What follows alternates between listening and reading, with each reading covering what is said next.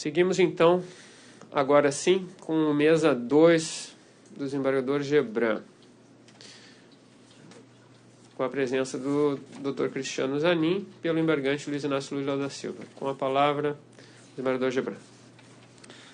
Senhor presidente, trata-se de embargos eu vou perder um pouquinho mais de tempo nesse pedido de preferência do que os demais, embora pudéssemos ter feito um encaminhamento tão singelo quanto os anteriores. Pois bem, trata-se de embargos de declaração, onde são opostos pelo Real Luiz Inácio Lula da Silva, também por José Aldemário Pinheiro Filho e por Paulo Tarcísio Okamoto, aonde são trazidos quase 4 dezenas de fundamentos pelos diferentes embargantes acerca do acórdão proferido por essa turma no dia 24 de janeiro do corrente ano.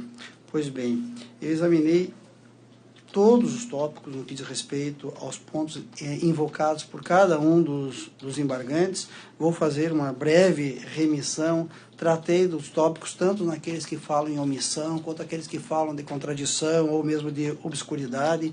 Fiz apontar em cada um dos tópicos o item próprio do voto da minha relatoria, objeto de insurgência por cada um dos embargantes, seja no que diz respeito à competência, fazer remissão ao item 2.1, também 2.1.2 do meu voto, também no que diz respeito à suspeição do magistrado, fazendo remissão ao item próprio do voto do dia 24, item 2.2.4, assim como suspeição dos procuradores da República, também faço remissão a diversos pontos já destacados, item 2.3 do meu voto, acerca do cerceamento de defesa, item 2.4, 2.5, 2.6 do voto proferido por essa turma. Também faço menção a um argumento sobre a sessão de julgamento do dia 24, onde foi invocada a questão da paridade das armas, e Vossa Excelência decidiu na oportunidade, senhor presidente, e trago a colação ao regimento interno, sobre questão da omissão da prova comum relativamente que teria se deixado de manifestar sobre tese sustentada pelo coapelante Paulo Okamoto, motivo qual eu não conheci no ponto os embargos. Quem é o embargante é outro réu que não o Paulo Okamoto. Também faço remissão aqui sobre omissões, obscuridades, contradições em relação ao mérito e em diversos pontos, e trago aqui de os diversos aspectos levantados nos embargos e que já tinham sido objeto de tratamento no voto que exarei naquela sessão de julgamento.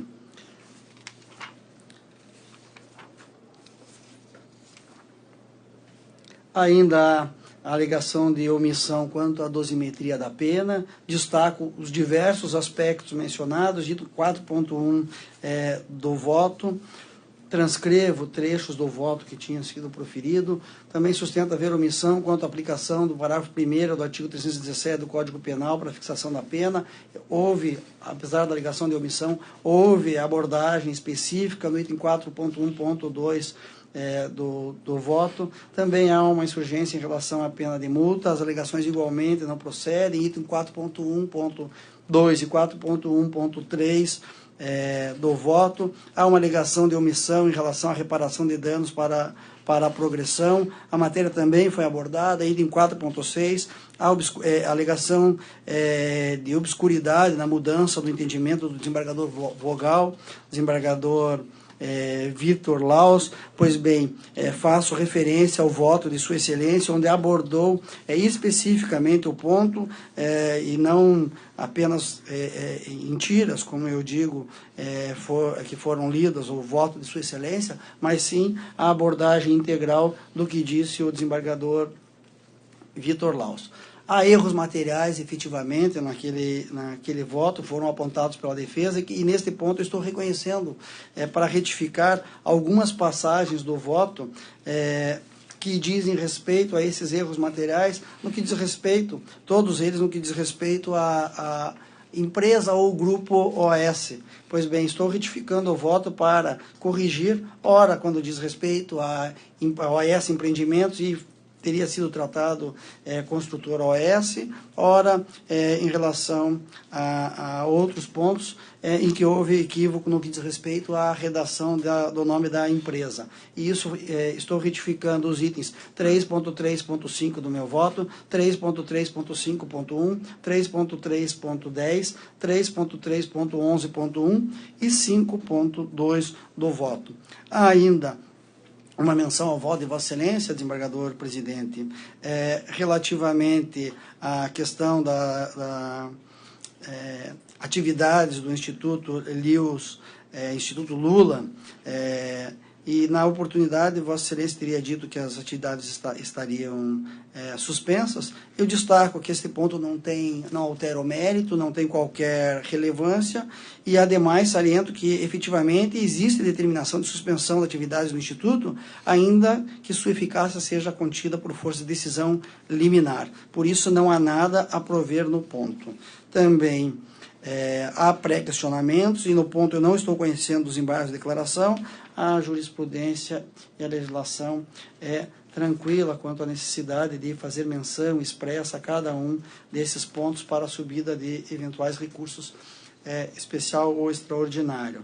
Pois bem, após os embargos de declaração, sobrevieram duas petições, uma no evento 128 e outra no evento 144 desses autos. As duas petições, uma delas se refere a uma manifestação manuscrita por João Vacari, é superveniente à própria sessão de julgamento.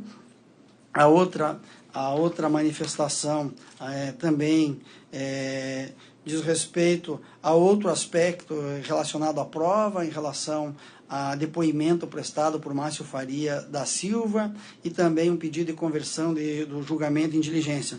Senhor presidente, abordo todos esses pontos, colocando destaque de que as providências, além de serem extraordinárias, já seriam alcançadas pela prescrição, sem falar na inutilidade especificamente do depoimento de Márcio Faria da Silva, vez que se trata de pessoa que responde a outro processo que não é relacionado diretamente com a empresa OAS, vinculado à empresa Odebrecht, que, por óbvio, pode eventualmente conhecer aspectos dos fatos e principalmente aspectos da empresa Odebrecht, mas que pouco ou nada, ao meu juízo nada, diga-se de passagem, interfere no presente julgamento.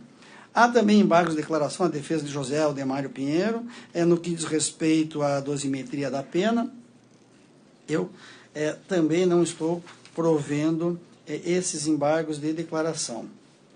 Houve exame de todas as teses sustentadas nos embargos de declaração. Também há embargos de declaração de Paulo Okamoto, que, de modo absolutamente sui generis, o réu absolvido e com decurso do prazo para eventual recurso do Ministério Público, em embargos de declaração, pretende suscitar que fosse reconhecido preliminares que, ao final e ao cabo, poderiam ser em seu próprio prejuízo, porque pretende anular o processo de julgamento. Não há qualquer interesse por parte do réu para a anulação de processo de réu absolvido. Pois bem, me encaminhando para o final, senhor presidente, talvez eu tenha até descrito e narrado mais do que o necessário. Eu estou votando por conhecer em parte dos embargos opostos por Luiz Inácio Lula da Silva e por José Aldemário Pinheiro, e nesta extensão dar-lhes parcial provimento, sem produzir, todavia, qualquer alteração no provimento julgado, por força dos erros materiais. Não estou conhecendo as petições dos eventos 128 e 144, e não estou conhecendo os embargos de declaração de Paulo Tarcísio Okamoto. É como eu voto, senhor presidente. Presidente, poderia uma questão de fato ser suscitada à tribuna? Da leitura do voto do eminente desembargador Gebran, eu não vi referência a um fato que foi apresentado como fato novo, consistente no vídeo de duas autoridades norte-americanas que afirmaram que os procuradores da República não necessariamente precisavam usar dos meios oficiais para colacionar provas e evidências. Então, eu só perguntaria ao eminente relator se esse tema foi abordado diante da petição trazida pela defesa. Sim, doutor. Obrigado. O item 3.3, senhor presidente, com licença, sua licença, o item 3.3 do meu voto, eu trato especificamente sobre os pontos trazidos por Vossa Excelência acerca da colaboração informal entre autoridades brasileiras e americanas, e também, nesse ponto, não estou conhecendo dessa manifestação. Tentei ser sintético, porque meu voto, na verdade, tem 47 páginas de voto, além de 12 de relatório. E tratando-se de embargos de declaração, acho que seria despiciando a leitura integral do voto. O eminente relator teve a gentileza de facultar o acesso antecipado ao voto que traria nessa sessão. Claro que o voto, assim como o trabalho da defesa, né, foi muito minucioso em apontar eventuais contradições ou omissões, o eminente relator se debruçou sobre cada um desses apontamentos, cotejando com o acórdão proferido por essa turma. Eu estou de acordo com o relator, inclusive na parte dos embargos que fez referência à manifestação oral de voto que proferi na sessão do dia 24 de janeiro. Acompanho o relator. Como vota o desembargador Victor Lawson? Senhor presidente, restrito que são os embargos à pretensão de esclarecimentos, e esses esclarecimentos tendo sido todos eles prestados pelo relator, não há espaço a outra controvérsia no âmbito desses embargos. Foi apontado a certa altura uma eventual contradição de algumas intervenções minhas e de Vossa Excelência, senhor presidente, mas essas apontadas contradições talvez não tenham sido bem compreendidas ou compreendidas tão somente a modo isolado, e o relator explica em seu voto qual o contexto geral dessas intervenções. Então, os embargos esgotam-se em si mesmos, na perspectiva de que não há qualquer contradição a ser reconhecida no acordo embargado. Por isso, estou acompanhando o relator, senhor presidente. Desse modo, no processo trazido em mesa pelo desembargador Gebran sobre o número 2, a turma decidiu a unanimidade nos termos do voto do relator, conhecendo em parte dos embargos, e nesta parte dando parcial provimento, sem, contudo, que haja qualquer efeito modificativo. Não foram conhecidas as petições dos eventos 128 e 144, e não foram conhecidos os embargos de declaração de Paulo Okamoto. Foram conhecidos e decididos, como referi, os embargos de Luiz Inácio Lula da Silva e José Adelmário Pinheiro Filho.